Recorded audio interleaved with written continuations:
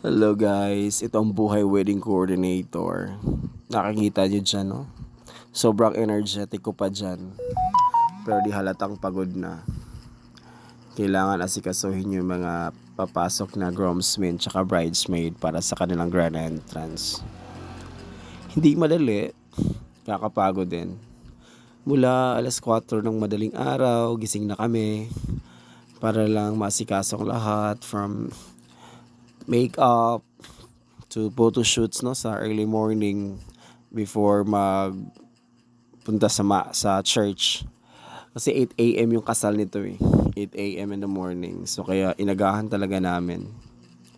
Kaya ito, nag-facilitate na kami ng sa groomsmen tsaka bridesmaid para sa kanilang grand entrance.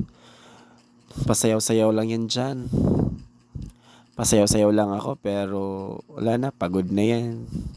Ikaw ba naman, alas 4 ng madaling araw hanggang alas 2 ng tanghali, tsaka sobrang init pa ng panahon. Kahit sa loob ng gym, tas init ang hangin. O, di ba? Sayaw-sayaw lang dyan, salamin-salamin. Pero wala, pagod na yan. Bagsak na yan pagdating ng hapon. Di talaga madali ang buhay ng isang wedding coordinator. Ginagawa ang lahat para lang maging masaya, memorable ang araw na yan sa couple.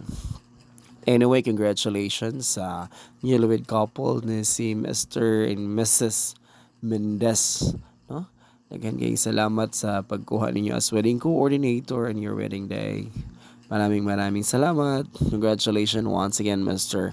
and Mrs. Mendez. Once again, happy wedding day.